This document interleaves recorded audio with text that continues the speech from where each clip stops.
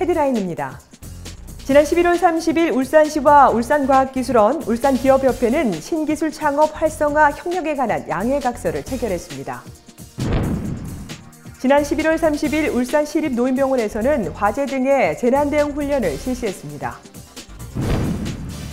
지난 12월 1일 울산 MBC 컨벤션 안젤라홀에서는 2015년도 신종 감염병 위기대응 교육이 실시됐습니다. 10,000원이면 울산 방방곳곳을 다니는데 충분하다는 울산 시티 투어를 양정 리포터가 전해드립니다. 시청자 여러분 안녕하십니까? 울산의 새로운 도약과 따뜻한 시민들의 소식을 전하는 울산시정 뉴스 지금부터 시작하겠습니다. 울산시와 울산과학기술원, 울산기업협회는 지난 11월 30일 유니스 경동홀에서 신기술 창업 활성화 협력에 관한 양해각서를 체결했습니다. 이날 양해각서 체결은 유니스가 과학기술원 전환을 맞아 지역 내 산학관이 주도하는 기술 창업의 성공 모델을 만들기 위해 마련됐으며 이지연 행정부시장과 정무영 유니스 총장, 윤철진 한국무역협회 울산기업협의회장, 고원준 울산중소기업협의회장 등 150여 명이 참석했습니다. 이번 협약으로 유니스의 패밀리 기업 및 신기술 창업 활성화 지원 사업에 지역 중소기업인들의 의지를 모아 창업기업 투자 자금을 조성하고 울산시와 경제진흥원이 총괄적으로 시제품 제작 및 경영, R&D, 판로 개척 등의 컨설팅을 지원합니다. 이어 지역에서는 처음으로 한국무역협회 울산기업협의회가 10억 원의 출자금을 마련해 울산 지역에서 창업할 중소기업에게 출자와 경영 지도를 할 계획으로 신생 벤처 중소기업의 고질적인 자금 문제 해소에도 많은 도움이 될 것으로 전망됩니다. 지난 11월 30일 울산시립노인병원에서 관계공무원과 온양 119 안전센터 소방관, 한국전기안전공사 관계자 등 55명이 참여한 가운데 울산시립노인병원 화재 등 재난대응 훈련을 실시했습니다. 이번 훈련은 시립노인병원의 안전 시스템에 대한 전반적인 점검과 화재 등 실제 재난 상황 시 위기 대응 능력을 제고하기 위해 마련됐습니다. 이날 화재 대응 훈련과 정전 대응 훈련으로 구분돼 실시됐으며 화재 대응 훈련은 직원별 임무 부여, 화재 발생 시 경보 발령 요령 및 화재 초기 진화 훈련과 비상 연락망 가동 및 소방도로 확보, 완강기 이용 탈출 훈련 등으로 진행됐습니다. 정전 대응 훈련은 정전 상황 전파 및 보고 체계 등 비상전원 공급 시스템 응급 대처와 비상발전기 가동 훈련 등으로 진행됐습니다. 한편 성영수 건강정책과장은 시립노인병원은 특성상 입원 환자 대부분이 거동이 불편한 노인 환자들이 많아 화재 발생 시 대형 인명사고가 발생할 수 있다며 병원 현실에 맞는 재난대응 매뉴얼 작성과 반복 훈련을 통해 화재 등 재난 발생 시 신속히 대처할 수 있도록 만전을 기하도록 하겠다고 전했습니다. 지난 12월 1일 울산 MBC 컨벤션 안젤라홀에서 2015년도 신종 감염병 위기대응 교육을 실시했습니다.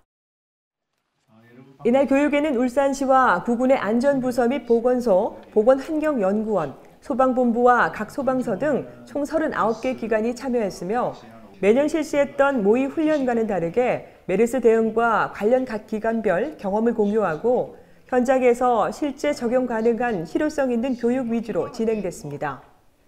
오전에는 동국대학교 의과대학 교수의 메르스 대응 성과와 향후 전략에 대한 강의와 사례 발표로 진행됐으며 오후에는 메르스 의심 환자를 제일 먼저 접하게 될 가능성이 큰 의료기관 및 119 구급 요원, 보건 요원들의 개인보호복 착탈이 교육 및 시연회 등으로 진행됐습니다.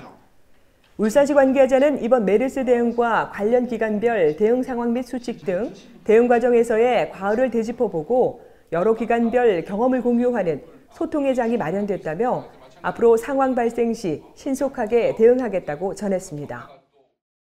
다음은 한 주간의 다양한 시정 소식을 전하는 브리핑 시간입니다.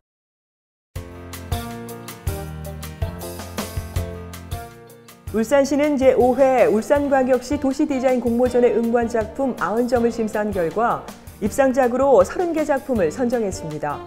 대상에 선정된 서수성, 이진화 씨의 무버블 랜드스케이프는 공간의 잠재성과 다양한 행동 패턴을 담아내는 역동적인 개념을 적용해 생태학적 관점에서 도시의 의미와 경험을 담아낸 점이 높은 평가를 받았습니다. 한편 오는 12월 16일부터 20일까지는 울산문화예술회관, 12월 21일부터 24일까지는 울산시청 본관 1층 로비, 2016년 1월 4일부터 8일까지는 KTX 울산역사 내부에서 공모전 입상작 전시회를 개최해 시민들과 함께하는 공모전이 될 수 있도록 할 예정입니다. 교육부와 한국과학창의재단은 지난 11월 27일 세종문화회관에서 각 분야에서 뛰어난 특기와 리더십을 발휘한 고교생과 대학생 청년을 선정해 시상하는 2015년 대한민국 인재상 시상식을 개최한 결과 울산 지역 학생 4명이 2015년 대한민국 인재상에 선정돼 교육부 장관상을 수상했습니다. 고등학생 부문에서는 배보경 한미려 학생이 수상했으며 대학생 청년 일반 부문에서는 김준호 공대선 학생이 영예를 안았습니다. 울산시는 12월을 연말연시 일제 환경정비 기간으로 설정해 적극 추진합니다.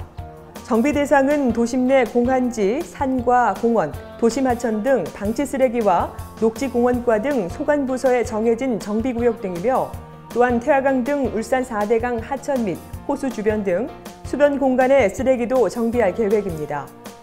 특히 울산시는 12월 24일부터 31일까지 불법 투기 궤도 단속에 나섭니다. 울산에는 지난 2001년 10월부터 시티투어 버스가 운영되고 있다는 사실 여러분 알고 계셨나요? 이후 계속해서 새롭게 단장하며 울산 시민은 물론이고요. 타 지역 시민들에게도 큰 인기를 얻고 있는데요.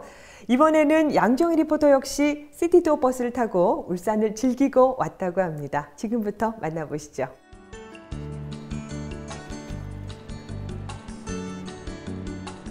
단돈 10,000원이면 하루 종일 이 순환형 울산시티 투어 버스를 이용해 울산의 명소를 탐방할 수 있다는데요. 팀장님, 아니 울산에도 이 울산을 둘러볼 수 있는 시티 투어가 생겼다고 들었어요. 버스가. 아니 이 순환형 코스가 어떤 건가요? 순환형 코스는 지난 10월에 2층 오픈탑 버스 2대를 도입했습니다. 그렇게 해서 새롭게 운행하는 코스입니다. 이 코스는 태화강 코스하고 대왕강 코스 2개 코스가 있는데 현재 운행 중에 있고 총 18개 정류장을 설치해서 울산 관광을 좀 더 쉽게 할 수 있도록 준비를 했습니다. 길이 12.5m, 높이 4m에 너비는 2.5m. 네오플란사의 오픈탑 2층 버스인 이는 휠체어 리프트를 장착해 장애인의 휠체어 탑승이 가능하고요. 1층 18석, 2층은 47석으로 총 65명이 탑승 가능하다고 합니다. 지난 10월 13일 김기현 시장과 박영철 시의회의장 등 100여 명이 참석한 오픈탑 버스의 시승식에 이어 30일부터는 본격적인 운행을 시작했습니다. 아니 보니까 태화강역 코스와 그리고 대왕항 코스 이 2가지가 있는데 제가 오늘 버스 투어를 해보려고 하는데 어떤 코스가 또 괜찮을까요? 어디로 가야 될지 모르겠는데요. 예, 그렇죠. 운행하는 시간이 양쪽 코스 다르기 때문에 시간만 맞춰서 오시면은 어느 코스든지 선택을 하셔서 투어를 하실 수가 있습니다. 네, 그렇습니다. 순환형 코스는 말 그대로 시티투어 버스가 각 정류장을 정해진 시간에 순환하고 이용객들은 그 시간에 맞춰 탑승과 하차를 자유롭게 할 수가 있는데요. 태화강역과 롯데광장에서는 2코스의 버스가 모두 정차하기 때문에 코스를 바꿔서 울산을 탐방하는 것이 가능하다고 합니다. 그렇다면 이제 본격적으로 이용해 볼까요?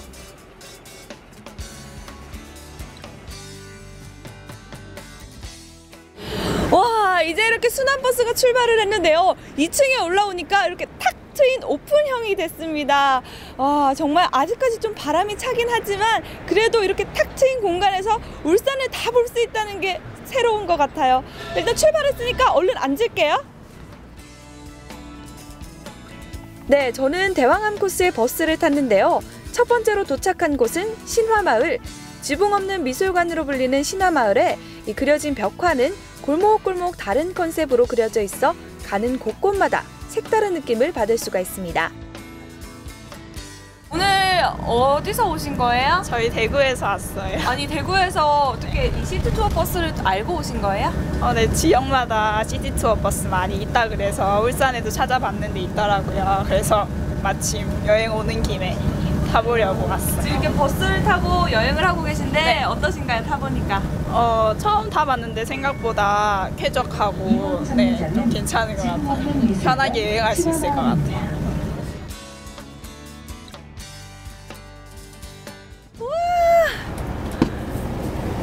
와 여러분 이제 고래박물관에 지나서 울산대교 전망대로 향하고 있습니다. 아직 개관한 지 얼마 되지 않아서 저도 아직 구경을 못했거든요. 이번 기회에 이렇게 울산대교 전망대에 올라가 보네요. 와 너무 좋다. 다음은 울산하면 빠질 수 없는 곳이죠. 고래박물관에 지나 울산대교를 건넜는데요. 와 여러분 제가 지금 울산대교 위를 달리고 있습니다. 바다 보이세요? 와 너무 좋다 진짜. 아니 차를 탈 때는 몰랐는데 이렇게 오픈형으로 돼 있는 듯 하니까 탁 트인 바다를 볼 수 있어서 너무 좋은 것 같아요.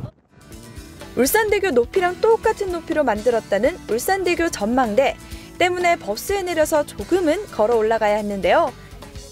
힘든 것도 잠깐 전망대에 오르니 조금 힘들게 올라왔지만 잘 봤다는 생각이 듭니다. 지상 4층 높이는 63m로 건립된 울산대교 전망대에 서면 울산대교뿐만 아니라 울산항과 석유화학단지, 조선소 등의 장관이 눈앞에 펼쳐집니다. 이런 독특한 광경 때문에 개관 후에는 하루 평균 400명에서 700명이 찾아와 울산의 관광 명소 중에 하나로 자리 잡고 있다는데요.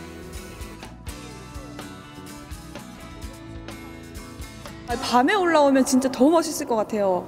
밤 야경, 연인과 함께 가족들과 함께 야경 보러 꼭 오시면 좋을 것 같아요. 이때 제 눈에 띄는 곳이 있어 재빨리 하차했는데요. 이곳은 바로 태화강 억새밭. 네, 대형항 코스에 이어서 이렇게 마지막으로 태화강 억새풀밭에 도착을 했습니다. 정말 너무 예쁘고 가을 느낌이 물씬 풍겨지는 것 같아요. 한가운데 위치해 있어 약 10만 평의 억새 군락단지의 장관을 쉽게 접할 수가 있는데요. 때문에 관광객들과 사진사들이 자주 찾고 데이트 장소로도 각광받고 있습니다.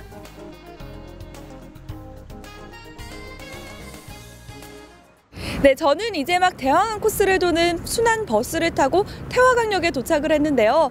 제가 탐방하고 싶은 곳에 가서 탐방도 하고 또 다시 버스를 올라타서 다른 곳으로 이렇게 이동을 해봤습니다. 정말 가고 싶던 곳만 쏙쏙 골라서 갈 수가 있기 때문에 더욱더 알찬 시티 투어가 되지 않았나 싶은데요. 이제 저는 태화강역 코스를 타고 또 다른 곳으로 이동해볼까 합니다. 여러분도 이번 주 주말에는 가족들과 함께 주차 때문에 너무 걱정하지 마시고요. 울산 시티 투어 버스를 이용해서 주말 나들이 한번 해보시길 바랍니다. 이상 태화강역에서 양정이었습니다. 울산 알림입니다.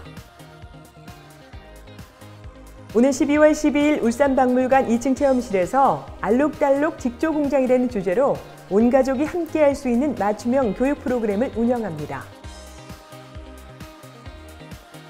웃음과 해악이 있는 순박한 사랑 이야기를 담은 오페라 사랑의 묘약이 오늘 12월 11일과 12일 울산문화예술회관에서 공연됩니다. 오늘 12월 11일 북구문화예술회관 공연장에서는 미국을 대표하는 오리지널 흑인 보이스 앙상블 뉴욕 할렘 싱어즈의 초청 공연이 진행됩니다. 시민과 함께하고 공감하는 뉴스, 정확한 정보와 생생한 현장을 전달하는 뉴스. 이상으로 울산 시정 뉴스를 마치도록 하겠습니다. 함께해 주신 여러분 고맙습니다.